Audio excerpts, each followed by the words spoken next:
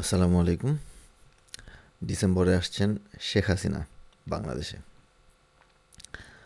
রয়টারকে দেয়া একটা ইন্টারভিউতে শেখ হাসিনা এই ধরনের কথা বলেছেন। এটা নিয়ে আমি দুই ধরনের কথা শুনছি। এক, আওয়ামী লীগের শেষ চেষ্টা, এতদিন পারে নাই, এখন শেখ হাসিনাকে দেশে এনে তারা আবার কিছু একটা করতে চাচ্ছে, অমুক তমুক, এবং তাদের মতে এটাতে কোনো লাভ হবে না।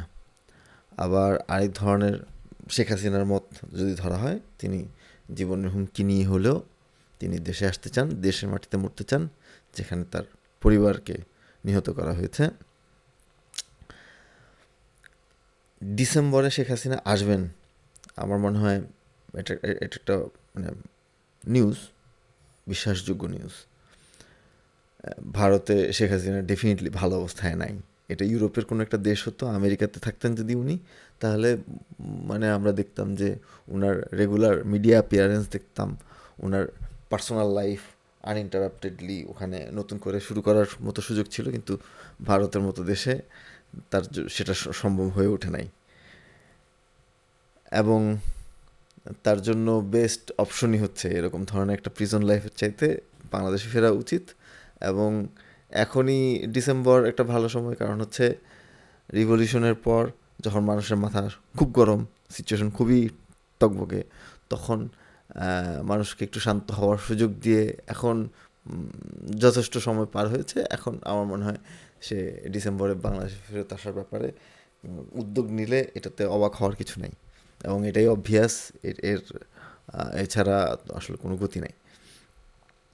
এখন আসলে আওয়ামী লীগের কী উপকার হবে, বা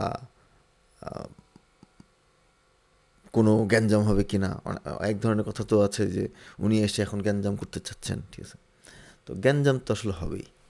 গ্যাঞ্জাম আপনি যেভাবেই বলেন, শেখ হাসিনা অমুক স্বৈরাচার, তার দল মানুষ মারছে, হ্যাঁ পুলিশ দিয়ে মানুষ মারছে, হেলিকপ্টার দিয়ে মানুষ মারছে, তাদেরকে মানুষ প্রত্যাখ্যান করবে। কিন্তু কথা হচ্ছে সত্যি শেখ হাসিনা বা আওয়ামী লীগের বেশ সাপোর্ট দল আছে। এই সাপোর্টারদের মধ্যে 85% মানুষ মানসিকভাবে ক্রিমিনাল, কিন্তু তারা ওই হাতে কলমে তারা ক্রিমিনাল না। সো তাদেরকে আমরা ওই আইনের চোখে ইনোসেন্ট বলতে পারি। এই ইনোসেন্ট লোকজনের মধ্যে কেউ না কেউ শেখ হাসিনার এই প্রত্যাবর্তনের সময় রাস্তায় বেরোবে, সামনে আসবে, এবং গ্যাঞ্জামটা তারা করবে না। গ্যাঞ্জামটা তো হবে হচ্ছে যারা প্রুফ করতে চাইবে যে তারা অনেক বড় রিভলিউশনারি, তারা শেখ হাসিনার অনেক বড় মানে কি বলে প্রতিপক্ষ, এবং তাদের মধ্যে চেতনা, মানে জুলাইয়ের চেতনা তাদের মধ্যে সবচেয়ে বেশি।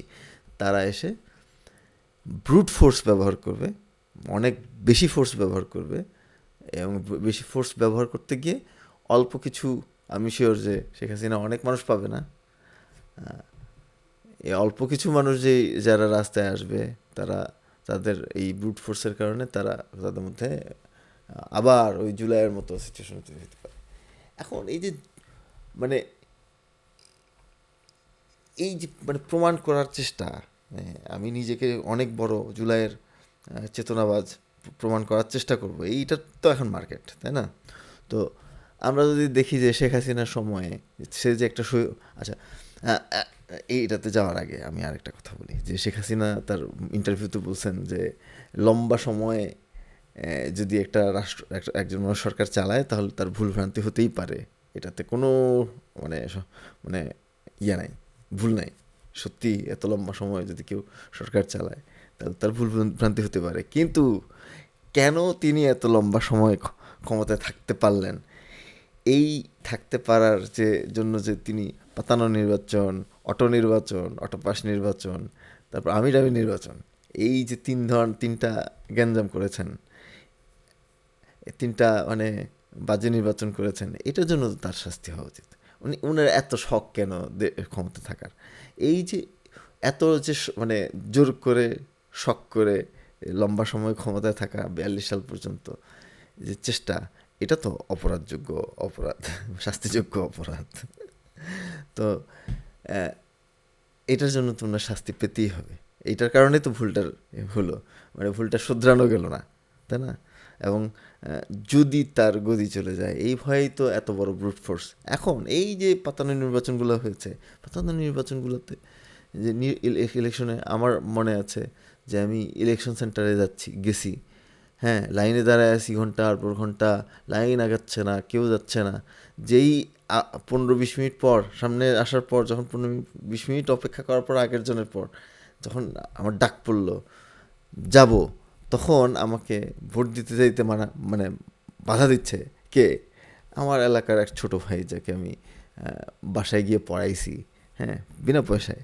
তার ফর্ম ফিল আপের সময় টাকা দিছি, ঠিক আছে? এবং সে জানে যে আমি নৌকার ভোটার না। সে তার গলার মধ্যে নৌকার সিল মেরে মানে আমাকে থামাইতে আসছে, ঠিক আছে?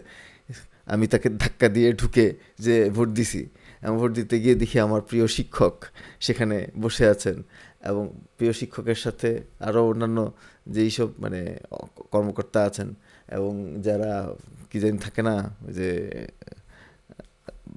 বিভিন্ন দলের রিপ্রেজেন্টেটিভ, সব নৌকার রিপ্রেজেন্টেটিভ এসে বসে আছে, হ্যাঁ, বসে তারা যে এখানে একটা ভুয়া নির্বাচন করতেছে, তারা আমার সাথে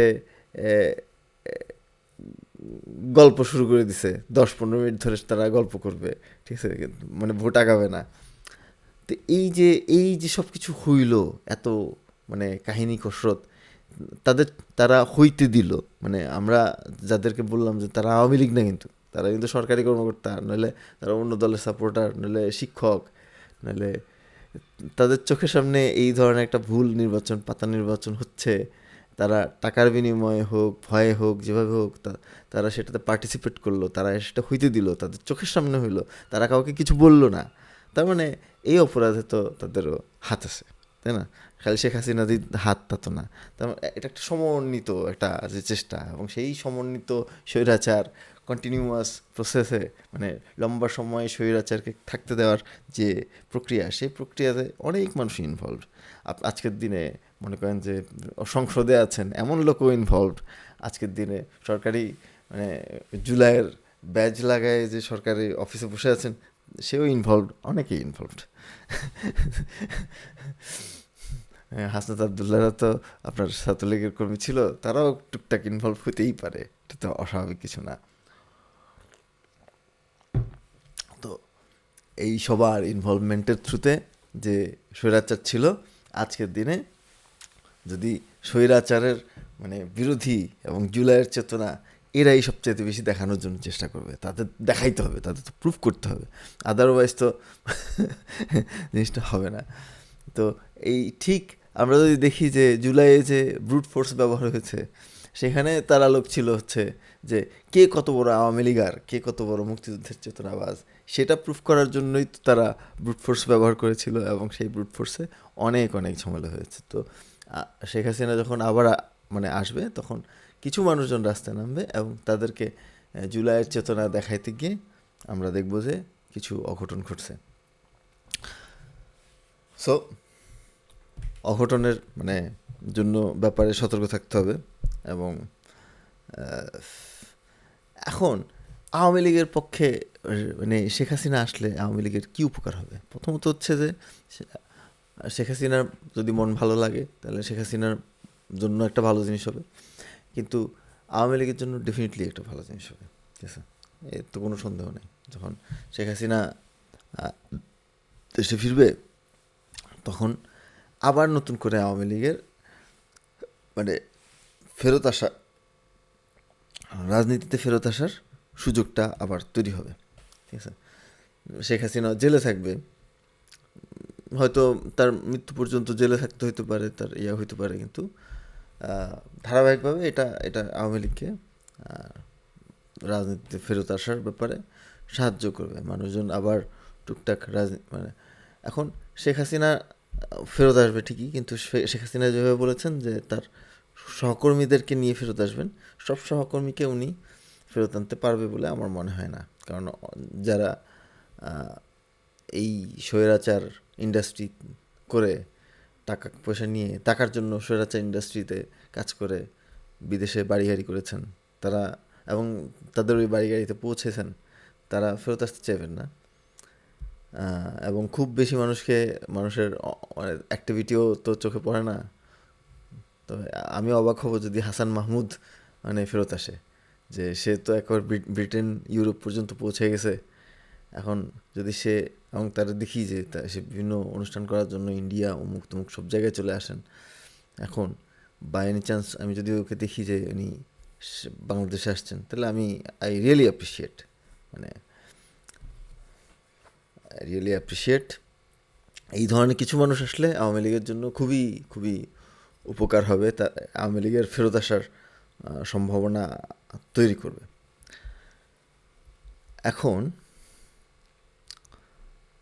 বাংলাদেশে আওয়ামী লীগ মানে একটা তো হচ্ছে এই যে স্বৈরাচার, এটাতে তো অনেক মানুষই ইনভলভড।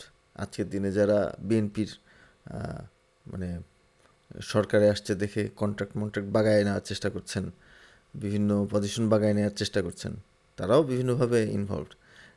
মানসিকভাবে হোক, হাত লাগায় হোক, বিভিন্নভাবে তারা কিন্তু স্বৈরাচারকে সামনে দেওয়ার মানে টিকে থাকার ব্যাপারে সাহায্য করেছেন। মিনিমাম হইলেও আমাদেরকে কিছু মানে জামাত শিবির বলে গালাগালি করেছেন, মিনিমাম হলেও তারা অ্যাটলিস্ট এইটুকু সিম্পাথি দেখান নাই। এই তোকে গুম করে ফেলবে এটা বলে তারা হুমকি দিয়েছে। হ্যাঁ, তারা ওই আমার বন্ধু যিনি গুম হয়েছেন তার ব্যাপারে তার সামান্যতম রিমোর্স ছিল না, এইটুকু তো তার মিনিমাম অপরাধ আছেই, তাই না? তার কাছে মনে হয়েছে আমাদের মতো মানুষের গুম হয়ে যাওয়া, মরে যাওয়া এটাই স্বাভাবিক। বা এই যে মানে সিম্প্যাথি, এবং ফাহাদ, আবরার ফাহাদের মৃত্যুর মানে মানে হত্যা ঘটনাকে তারা মানে সিম্প্যাথি দেখানোর জন্য তারা এটা বলতো, না না না না, আবরার ফাহাদ তো শিবির না, ওকে কেন মারলো, মারাটা ঠিক হয় নাই, এই ধরনের, যে শিবির হইলে ঠিক ছিল। এই যে এই ধরনের একটা মেন্টালিটি নিয়ে যারা ধারাবাহিকভাবে মানসিকভাবে হাত লাগায়, তারপর চিন্তা চেতনা দিয়ে, চেষ্টা দিয়ে, টাকার বিনিময়ে তারা স্বৈরাচারকে তারা সাপোর্ট করেছেন। মানুষের সংখ্যা কিন্তু অনেক, একদম কম না, অনেক অনেক, ঠিক আছে? এবং তারা টিকে থাকবে, তারা এখন অনেক বড় জুলাইয়ের হবে। এই জুলাইয়ের চেতনা বিএনপি আমলে এসে, মানে বিএনপি আমল শুরু হওয়ার পর আমরা কিন্তু এই চেতনাকে টিকায় রাখার ব্যাপারে চেষ্টা আমার কাছে যথেষ্ট কম মনে হয়েছে। তবে আই মাস্ট গিভ ক্রেডিট যে তত্ত্বাবধায়ক সরকার কিন্তু এই ড্রোন শো, বিভিন্ন রকমের শো করে হইলেও মানুষের মনকে বাঁচায় রাখছে, মানুষের মনের মধ্যে বাঁচায় রাখছে যে এই মানে শেখ হাসিনা কী ছিল, বা শেখ হাসিনা কীভাবে সে ক্ষমতায় টিকে ছিল, স্বৈরাচার কেমন ছিল, এই ব্যাপারে কিন্তু তারা একটা মানুষের জনমত তৈরি করার চেষ্টা করেছে, এবং সেটা চালু রাখা উচিত। সেটা অনেক অনেক লম্বা সময় আরও ধারাবাহিকভাবে আরও বেশি করে চালায় রাখা উচিত। আদারওয়াইজ আওয়ামী লীগ ফেরত চলেই আসবে, ঠিক আছে? শেখ হাসিনা যখন নামবে, আওয়ামী লীগের কার্যক্রম শুরু হবে, এবং 20, 25, 30 বছরের মধ্যে আমরা আবার দেখব যে শেখ হাসিনার প্রেতাত্মা আবার মনে করেন যে ক্ষমতায় চলে আসছে। এবং 75-এ যেমন স্বৈর শাসন শুরু হয়েছিল শেখ মুজিবের হাত দিয়ে, 2009-তে যেমন করে, 2008-এ যেমন করে আবার নতুন করে শুরু হয়েছিল, ঠিক তেমনিভাবে যদি 2040 সাল, 2050 সাল, 2060 সালে আবার শেখ হাসিনা আসে, এক্স্যাক্টলি সেম জিনিসই হবে।